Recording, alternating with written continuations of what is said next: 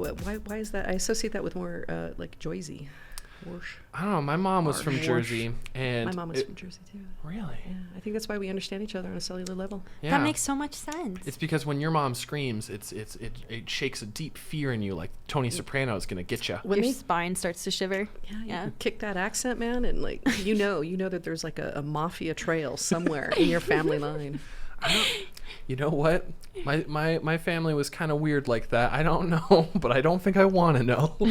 Then they did their job. They protected you from the truth of things. Oh my gosh. The money was clean when it got into your college account. When it was paying for your community college. Your family was not successful Mafia. If the community college is where you got it. Well, maybe to help a more successful Mafia family get their kid through film school. Somebody went to USC and you went to CFOs. I applied for USC. I got denied, so everybody does. I wasn't Everybody spoiled does. enough of a child to make it in. Or the Mafia didn't have enough strong arm. Like, I know Joe Gotti. You better let Hunter Gotti Burns in. There's nobody there like advocating for you later. My middle name is Francis, so I Nobody's don't have enough of an Italian name. I've been. It's a very Italian name, Francis. Francisco. Well, Francis de Sales, so it would have been French. Oh, nice. Okay. Yeah. Anyway, so Anyways, to make our own Denver I'm Film Mexican, Mafia. so I'm just over here like. But you have a No German mafia name, Stein. Yeah, but I didn't grow up in Germany or on the East Coast. Oh, come on. I was born in Vermont. It can't get worse for like lack of Mafia ties. I grew up in California, true. okay. The only Mafia ties in Vermont are the bodies buried in Lake Champlain. Oh my goodness. Anyway. Anyways. Okay, so when we make our own Denver Film Mafia, what are some things that you think can help us? Because we could go over a litany of things that we are currently doing wrong and that we should stop. Well, let's play this game. You tell me one of the things that you think that Colorado's doing wrong, and then we'll talk about solutions. Let's do that. I like that. Like, what bugs you the most? What comes right to the top of your mind? What bugs me By the way, most? that was not deflection. That was a teaching exercise.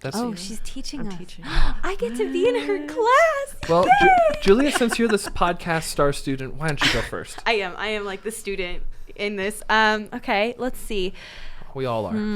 There is no master. I think as far as like running it like a business and dealing with financing and everything, I really don't know if we get a whole lot of, I don't know how to say this, but like it's kind of hard for people to come out and talk to people for funding. I've noticed that a lot. And so they just depend on GoFundMe or like, what's that one?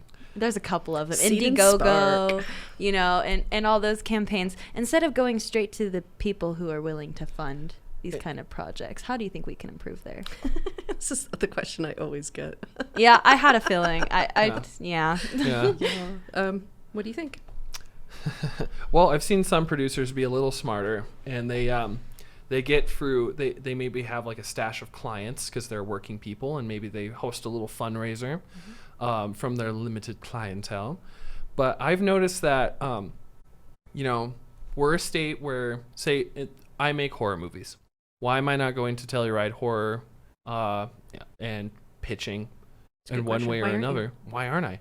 Why haven't I done that? Yeah, why haven't you? Come on. You Make know, me a star, Hunter. Gosh darn it. Why am I not doing that? Yeah, why am I not going, if the guy from Birdemic can go.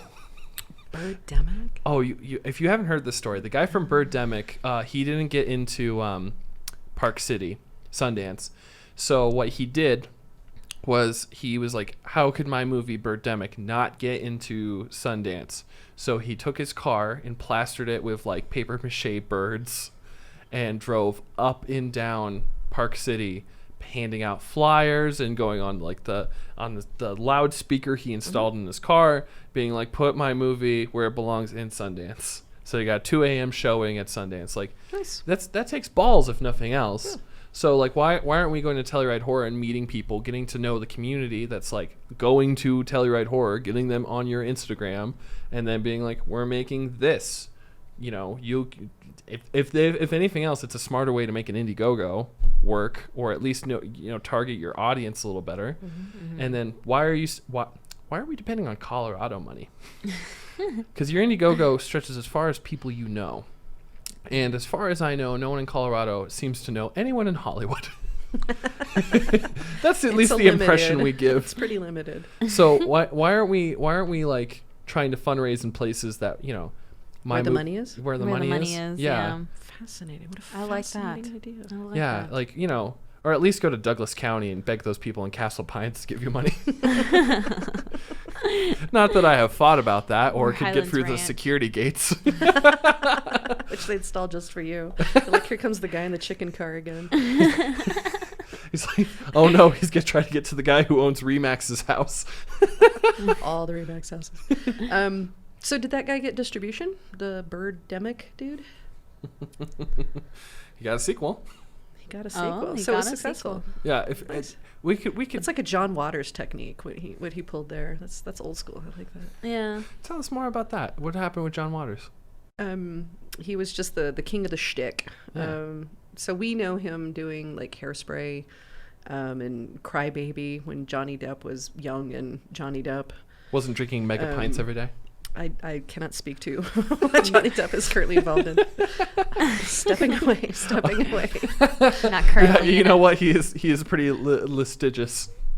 Yes, Yeah. decidedly so. Big word, Hunter. Good job. I had to like break Really that down in proud. my head really quick and be like, yeah. Yeah. And that was Well, even I the right even said it application of wrong. that It's word. actually litigious. So don't even give we me the credit. knew what you were Yeah, saying. So. you tried. I did. Good So job. John Waters, he was known for a string. When he first got started, he's sorry, I'm slipping into teacher mode, so let me stop that for a second. So American New Wave. We Should I all grab my pencil out? understand Oh, I have my that laptop. This I was can an type era out some of notes. Hollywood that they were losing their shirt. They didn't know how to make movies for the public anymore. So they got smart and they're like, oh, there's all these people who are making movies about like their lives. So this is, you know, Coppola and Scorsese are a couple of the most famous ones. And then simultaneous to this was blaxploitation. So this was like the resurgence because black filmmakers were there at the beginning and then they got pushed out. Really? No, shocking. How's that possible? So there was a resurgence of, you know, black written, black produced, starring black people, black storytelling, black audiences where white people were really not invited to that. And then Hollywood was like, oh, wait a minute, they're making money, so we should make these these knockoff blaxploitation movies. And then simultaneous to this was this cat named John Waters, who was the single most outcast of all outcasts of all time. And gay guy growing up in gosh only knows where, Minnesota. Or wherever, Minnesota, a lot of Jello salad. And he started making movies with a man who dressed up as a woman named Divine. And made a whole bunch of them. Oh yeah, just astonishing. Like Pink Flamingo. Like if you have not seen Pink Flamingos, like your film education has only just begun. But part of his shtick was he made it for no money at all. So they look terrible, they sound terrible, and he didn't care. The whole point was he was doing something that normally people get shut out of doing. So he would do like the smell-o-matics and the oh gosh, what was the other big thing that he did? Anyway, so he would do like interactive movie making. The point is this. There's room for all thinking. And obviously, the more creative you are in your problem solving, the better. The easiest answer for financing. See, you thought I'd completely lost the thread, but I was coming back around. I have a friend who does Coming this. back around. I'm used to the circle. You Excellent. gotta go That's around. how I tell stories. You Well, gotta this wait is till the it Trai comes. Cartwright lesson. It's like it's That's like right. yeah, it's a little bit like sitting down and being the little grandson in Princess Bride. It's the best mentorship. Like, Is this gonna be skill. a kissing part? I don't want to hear that part. no, like one of my favorite mentors does this to me all the time. So I'm Circular ready. storytelling. I'm just always learning to be ready for like that All that right. point. I So hope I deliver. Was go there a point? for it. Wait, there's a point. There was a point, right?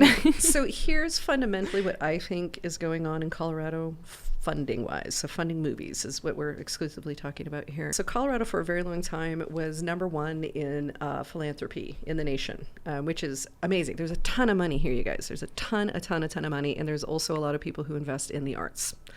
They don't invest in film. So why don't they invest in film? It's because they don't know anything about film. There's so artists, we live down here where there's like, you know, government cheese.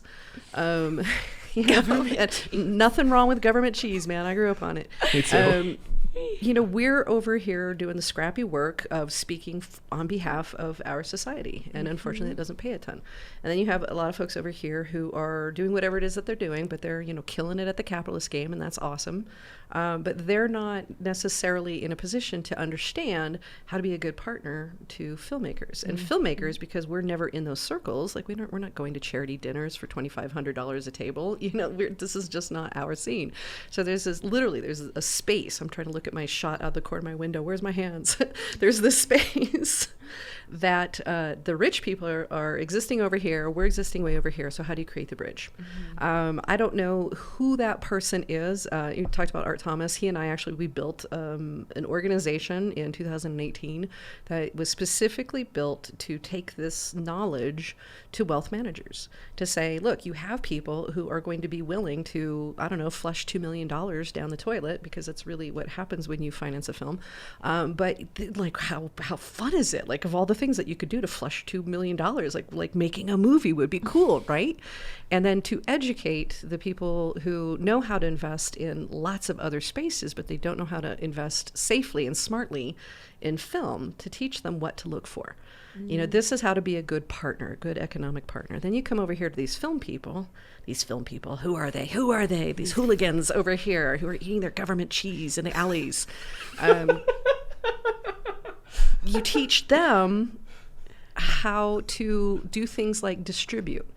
Because what financiers are, number one, most concerned about is there any chance at all in getting my money back?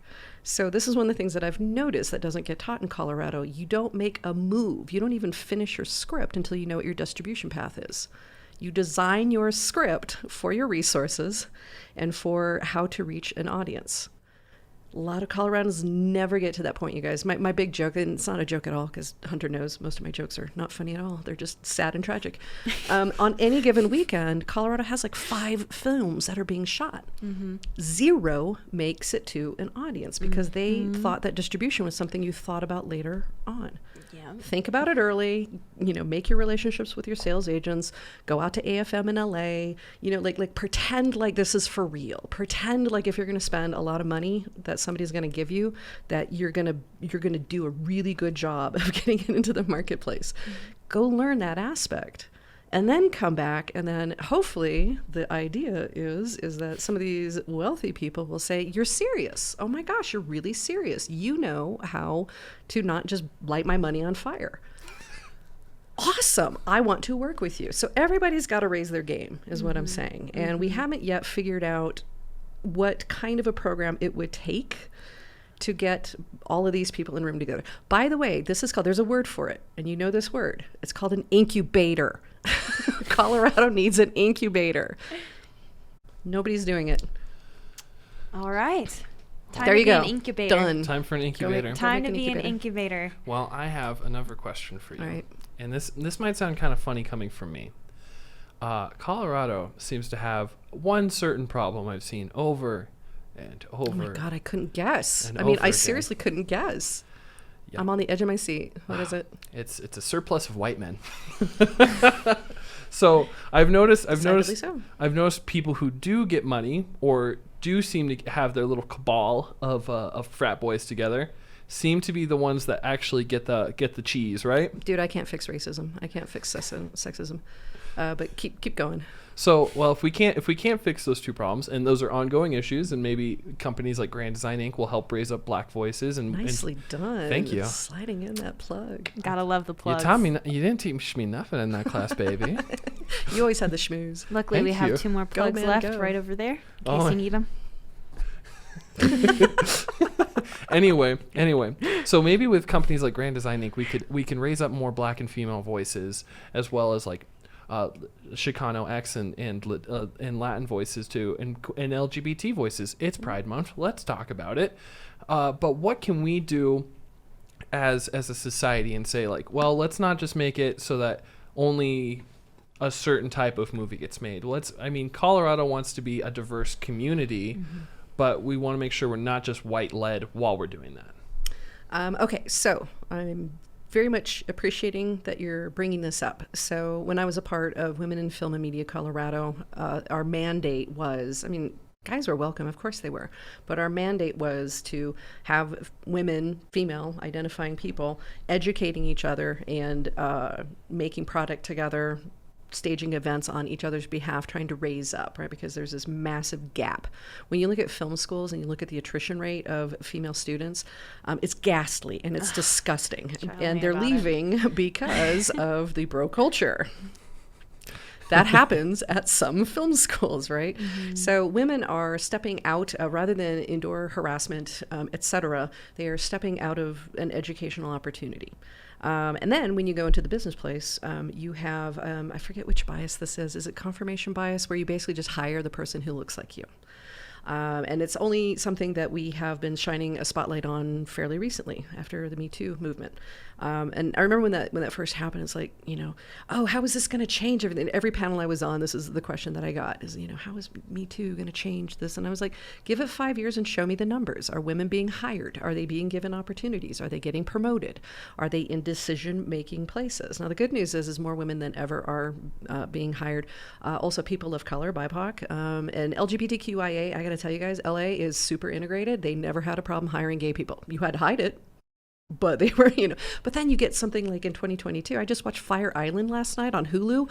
Holy crap, my favorite new rom-com. It's a gay version of Pride and Prejudice. It's genius. It's unbelievably smart.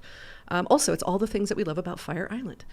Anyway, so some people look at the streamers as being one of these point places where the pipeline was so vast, they just needed content. And because they weren't doing ratings, then they could live off of niche audiences. So they were taking in all of these disparate kinds of stories and putting them. Now, were they paying them their value? Are there any residuals? Are there, there's all kinds of problems in the deal, but at least they were reaching an audience. So in a sense, the technology solved the problem. And please know that social justice is not Hollywood's thing. They don't make decisions because it's the right thing to do. They do it because it's financially viable. So they see the streamers over here making dough, getting all kinds of accolades, all kinds of support. Their audiences, except for Netflix, by Netflix, 45% drop in the subscription. Whoops. I wonder why. I wonder why. Lots of problems there. I refuse to watch any ads. I won't do it. I really wonder. Really? So it's ad-based. It's not their politics. There's that ad tier. Well, I hate that too, but at the same time, you do you. Watch whatever you want. Netflix is like a big TV channel. How could I feel bad about Dave Chappelle getting the same space as Tig Notaro at the same time? Okay. Lots of people have that problem. Okay. Yeah. So to bring it back to the Colorado point of diversity. So I guess what I'm saying is that there's more opportunities than ever. If you speak to it and you make it a priority, then all of a sudden, mysteriously, all of these stories start getting to platforms and start getting to audiences. Mm-hmm. In Colorado, I've heard this over and over again.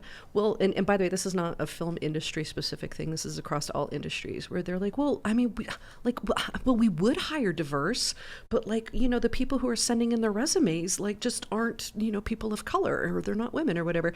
And then you ask them, well, where what are you reaching, what spaces are you reaching into to advertise your opportunity? And it turns out they're just advertising in the same 5 places where it's all white men and some women. So here's how you fix that. You make it a priority and you say to yourself, golly, wouldn't it be great if we had, some people of color, some women, some LGBTQIA on our set. So when we did Building 7, which is the short that I just produced, this was actually the mandate. We actually built the short specifically to serve the mandate of diversity.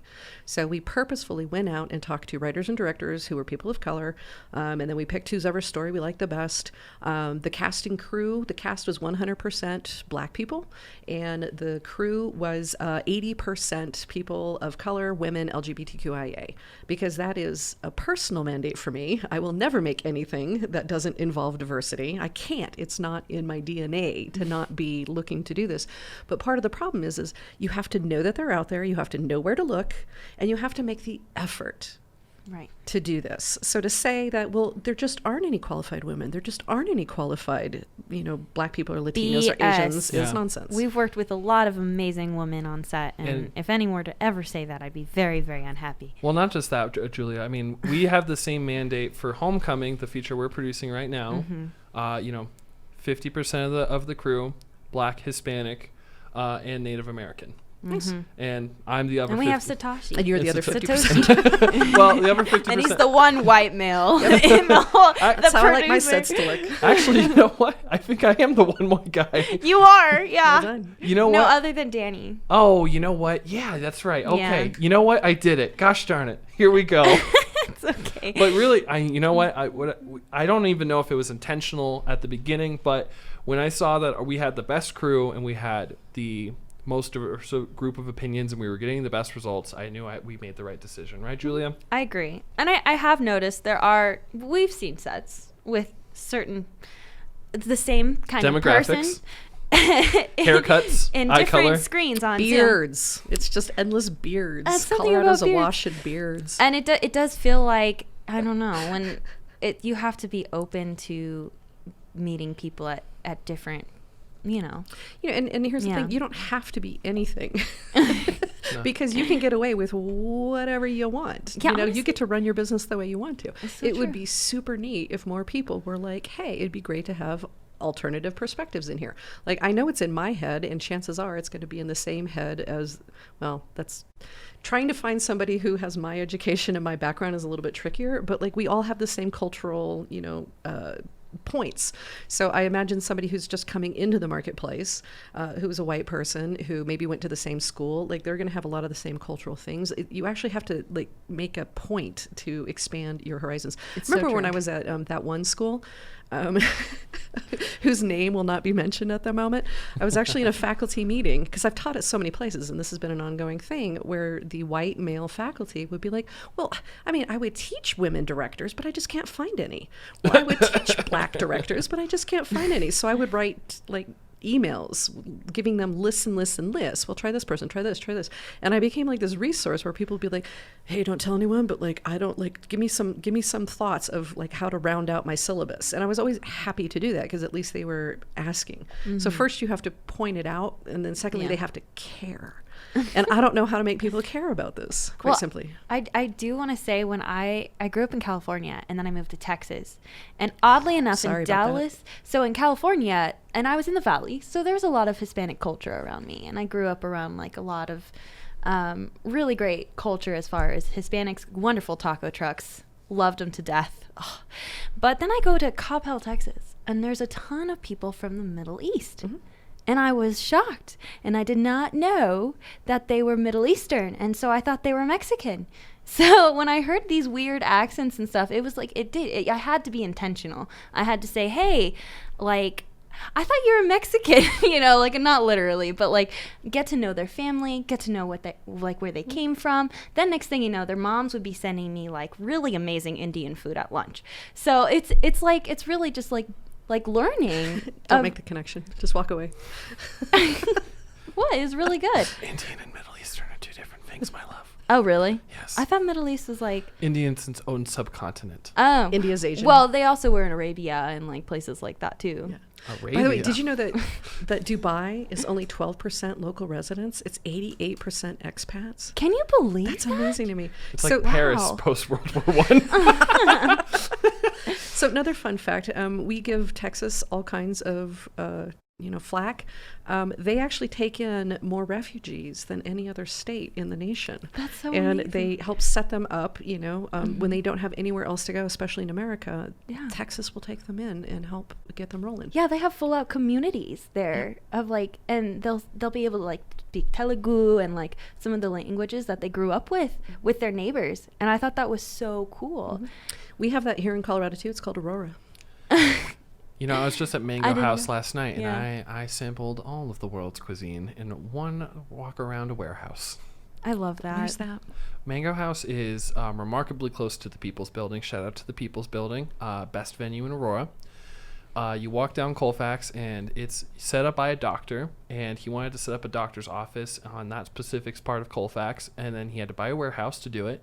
And he's like, well, to fund this medical clinic that I'm running for certain people, I'm going to rent out these little kitchenette stalls for anyone who wants them. And because it was that part of Colfax and it was that neighborhood, people from Syria, people from Iraq, people from Argentina, all of them took up those stalls. And now it's an amazing little food court where How you can have I get. not heard of this? It's This the is so world's my best. jam. That sounds amazing. I love that kind of food. Will you too. send It's me the a best. link? I will. And And we're gonna have And lunch put there it in someday. the story Oh, I'll tell notes for the show notes. I'll put it in the Yes. show notes. I'll post Everyone- my culinary review of the Syrian restaurant. For real. Yeah. We will all meet at this restaurant someday. Join us.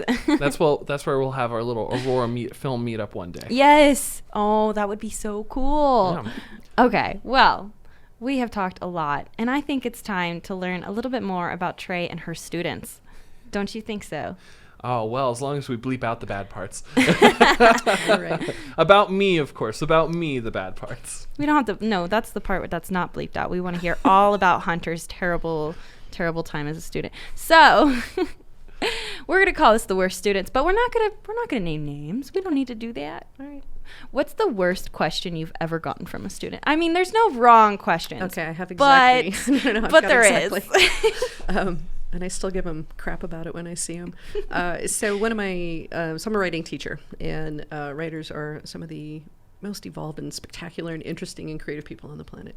And one of my female students, Julia, was writing something that was exclusively a female cast. And if there was any males in it, they were like, the waiters or whatever. And I'll just say his first name because I hope he hears this, and so he'll know I still remember this. He goes, Tyler goes, here's the thing. I don't know if I can really give you notes on this because, it's just all women, and I don't know how to relate to the story. So I don't know how to give you notes. Now, everybody in the room, to their credit, just exploded with laughter. Like, oh, Tyler, you can't put yourself into a woman's feet or shoes. You can't relate to a female story. And I can't remember who it was, but one of the women was like, women have been putting ourselves in the shoes of men and their stories our entire lives. And Tyler was like, you're right. I'm an idiot. I take it back. So that would be... And what was great is it was the class that made the correction. I didn't have to. I laughed. I had a great laugh, but I didn't have to say a word. I don't think men realize that they look great in high heels too. Yes. Did you see the bling ring? That kid in Paris Hilton shoes. No, you haven't. Check it out. I will. I'll have to take a look for Sophia sure. Coppola. Yeah. You know what? I watched that at 2 a.m. once. I'll have to revisit. Right on. It's definitely one of those moments where you just I wish I never said that. He was such a nice guy. Please know. Hindsight, none of my students are He's in a terrible shower people at all. 2 days later just thinking about how he should have I phrased can't that differently. relate to women. How am I ever going to get a date again? All right. Well, thank you for sharing that one. Sure. Another one. All right. What was the worst excuse you've ever heard I don't from a take student? excuses. I figured out very early on as a teacher that the point was the work didn't get done. Tell me how you're going to fix it. I don't care about the I excuse. like that. Just tell me when you're going to deliver. So you're just you mentally block the excuse because it just doesn't matter. Waste of time, waste of air. Fair enough. Fair enough. Okay, well, that was an easy one. All right. And then last one. The students who always show up late. Not in my class, they don't. No? No. Okay. Hunter can answer this one, but go ahead. Oh, yeah, huh? Only twice did someone show up late to Trey's classroom. Okay. And they were like, and then she just turned away from them. And they just sat down. And that was when I was being nice about it. Yeah. At some point, I would just, if you show up late, just don't come to class. Done. That's fair enough. Because if you're on a set, you guys, if you show up late, that's it. You're fired. You just wasted money. You just wasted everybody's time. No. Yeah. There is no late. That's valid. Good life lessons. Hunter, who showed up at with 12:05. I showed up at 12:01. I was watching the clock. It was 12:04. I'll keep negotiating If you're not back. 15 minutes early, you're late. That's right. It's not my fault that they're demolishing a building up the street. Oh, we could have gone and watched that. I would have Yeah. liked to have seen that. It would have been just like watching some of the scripts being executed at our alma mater. Light them on fire.